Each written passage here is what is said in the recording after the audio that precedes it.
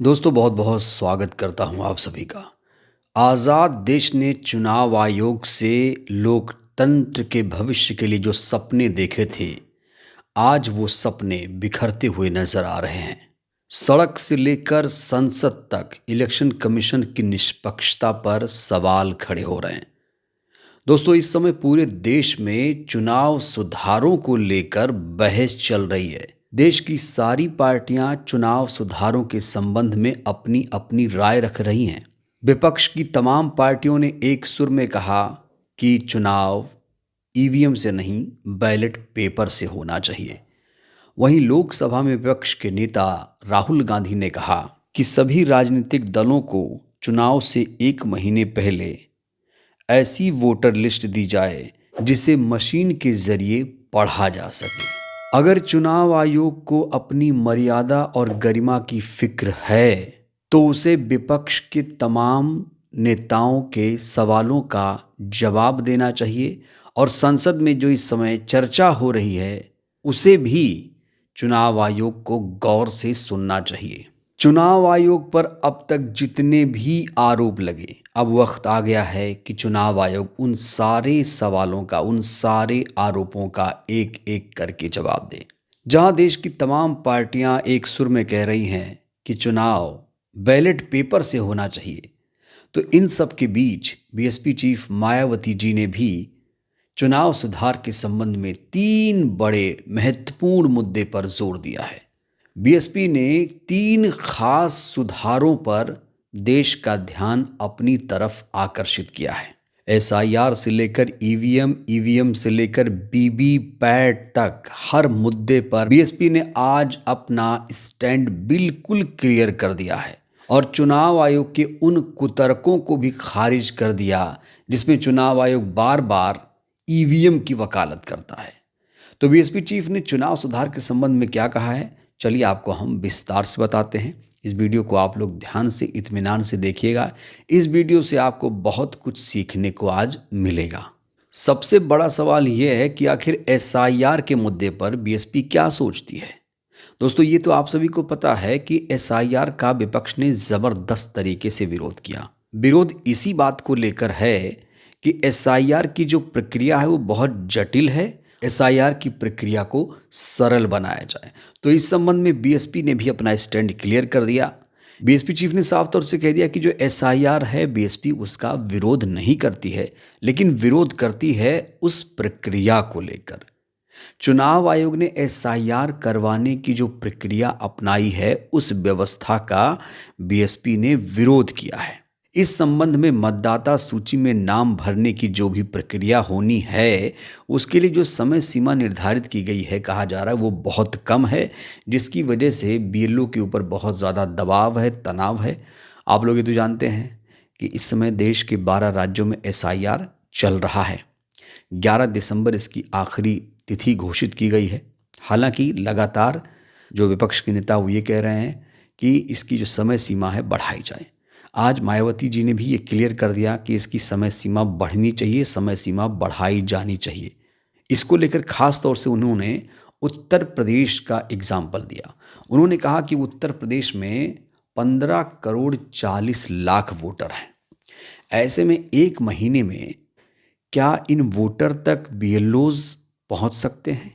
उन्होंने कहा कि अगर उत्तर प्रदेश में एसआईआर का काम जल्दबाजी में पूरा करने की कोशिश की जाएगी तो इसका नतीजा ये होगा कि अनेकों वैध मतदाता, खासकर जो गरीब हैं और काम करने के सिलसिले में बाहर गए हुए हैं, तो फिर उनका नाम मतदाता सूची से रह जाएगा और वो बाबा साहेब भीमराव अंबेडकर द्वारा ऐसे व्यक्तियों को दिया गया वोट डालने का संवैधानिक अधिकार से वंचित कर देगा, जो कि पूर्ण रूप से अनुचित होगा। अतः एसआईआर प्रक्रिया को जल्दबाजी में ना कराकर इसके लिए उचित समय दिया जाना चाहिए। उन्होंने इसे स्पष्ट करते हुए कहा कि एसआईआर के लिए जो समय सीमा निर्धारित की गई है वो नाकाफ़ी है। अगर ऐसा होगा तो जल्दबाजी होगी और जल्दबाजी होगी तो गरीब, शोषित, पीड़ित, वंचित समाज जो है वो वोटिंग के अधिकार से वंचित रह जाएगा, जो कि लोकतंत्र में एक अन्याय के रूप में माना जाएगा। इसके साथ ही मायावती जी ने चुनाव आयोग का ध्यान, देश का ध्यान उस तरफ भी आकर्षित कराया जिसको लेकर अभी तक संसद में चर्चा नहीं हुई है।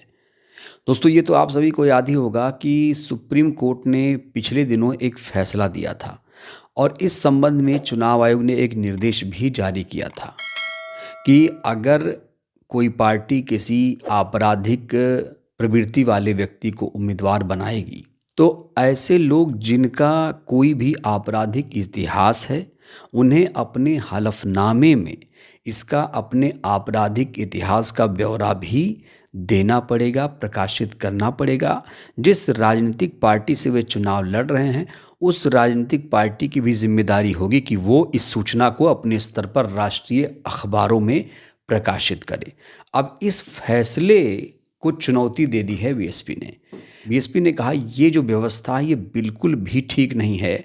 अगर ऐसा होगा तो इसमें उम्मीदवार नहीं पार्टियों की गर्दन फंसेगी। उन्होंने चुनाव आयोग के तमाम तर्कों को खारिज करते हुए कहा है कि अक्सर ये पाया गया है कि जिस व्यक्ति को चुनाव लड़ने के लिए टिकट सिंबल दिया जाता है उनमें से कुछ लोग अपना आपराधिक इतिहास पार्टी को नहीं बताते हैं, और अगर पार्टी को पता भी चलता है तो स्क्रूटनी के समय पता चलता है। और वैसे में ऐसे प्रत्याशियों के आपराधिक इतिहास को राष्ट्रीय अखबारों में छपवाने की जिम्मेदारी पार्टी के ऊपर आ जाती है। मायावती जी ने इस संबंध में चुनाव आयोग को एक सुझाव दिया है। उन्होंने कहा है कि आपराधिक छवि वाले प्रत्याशियों के संबंध में सभी औपचारिकताएं पूरी करने की जिम्मेदारी उन्हीं पर डालनी चाहिए, ना कि पार्टी के ऊपर होनी चाहिए।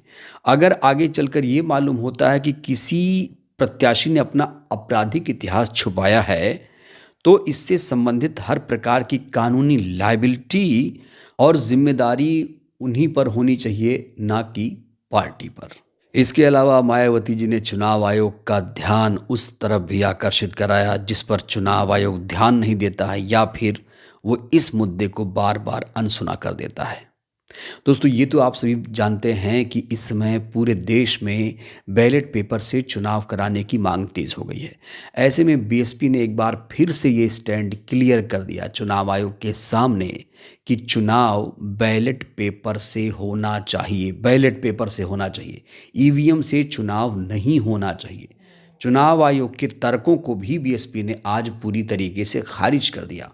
इतना ही नहीं, बीएसपी चीफ ने यह भी कहा कि अगर चुनाव आयोग बैलेट पेपर से चुनाव नहीं करवा सकता तो कम से कम वीवीपैट के डब्बों में जो वोट डालते समय पर्ची स्लिप गिरती है उन सभी पर्चियों की गिनती सभी बूथों में करके ईवीएम के वोटों से मिलान किया जाए।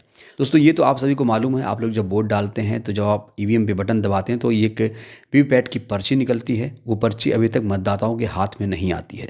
तो मायावती जी ने यहाँ पर चुनाव आयोग को एक विकल्प दिया है, एक नया ऑप्शन दिया है कि अगर बैलेट से चुनाव नहीं करा सकते तो कम से कम जो वीवीपैट की पर्चियाँ गिरती हैं उसका मिलान तो करा लो, कम से कम 100% मिलान करा लो या मतदाताओं के हाथों में वो पर्ची सौंप दो। हैरानी की बात तो ये है कि जब भी चुनाव आयोग को कहा जाता है कि बैलेट से चुनाव कराइए तो इसको लेकर चुनाव आयोग अजब गजब की दलीलें देता है, घिसी पिटी दलीलें कि इतना बड़ा देश है, ईवीएम से जल्दी से चुनाव होता है, बैलेट से जल्दी से चुनाव नहीं होता है। तो इस तर्क को भी बीएसपी चीफ ने आज खारिज कर दिया। बीएसपी ने साफ तौर से कहा कि जो तर्क चुनाव आयोग दे रहा है वो बिल्कुल भी उचित नहीं है, क्योंकि अगर सिर्फ कुछ और घंटे गिनती में लग जाते हैं तो इससे कोई फर्क नहीं पड़ना चाहिए, जबकि वोट डालने की चुनाव प्रक्रिया महीनों चलती है और ये इसलिए भी ज़रूरी है, इससे देश की आम जनता का चुनाव प्रक्रिया में विश्वास बढ़ेगा और इस प्रकार के जो अनेकों प्रकार के संदेह उत्पन्न होते हैं उस पर भी पूर्ण विराम लगेगा जो देश हित में रहेगा। तो कुल मिलाकर एसआईआर से लेकर वीवीपैट ईवीएम तक बैलेट पेपर पर अपना जो स्टैंड था बीएसपी ने क्लियर कर दिया। दोस्तों, बीएसपी का स्टैंड इसलिए महत्वपूर्ण है क्योंकि बीएसपी एक नेशनल पार्टी है। हाँ, ये बात और है कि बीएसपी के पास आज सिर्फ उत्तर प्रदेश में एक विधायक है, राज्यसभा में एक सांसद है, लेकिन एक राष्ट्रीय पार्टी होने के नाते बीएसपी ने जो उसका दायित्व बनता था वो उसने आज निर्वहन करने की कोशिश की। अब चुनाव आयोग इनकी डिमांड कब पूरी करेगा, कैसे पूरी करेगा, ये देखना होगा। अब वक्त आ गया है, चुनाव आयोग को जवाब देना ही पड़ेगा, क्योंकि सारी पार्टियां एक सुर में कह रही हैं कि हमें ईवीएम पर भरोसा नहीं है, हमें बैलेट पेपर ही चाहिए। और दोस्तों, जिस तरीके से देश में माहौल बना है, ऐसा लग रहा है कि चुनाव बैलेट पेपर से हो जाएगा। बहरहाल दोस्तों, इस वीडियो में इतना ही। मायावती जी ने जो इन सुधारों पर बात की है, इन 3 सुधारों पर खास तौर से, मायावती जी के इन चुनाव सुधार के संबंध में आप लोग क्या कहेंगे? चुनाव आयोग पर कितना भरोसा है? चुनाव किससे होना चाहिए, बैलेट पेपर या फिर ईवीएम? सभी अपनी राय दीजिएगा। धन्यवाद।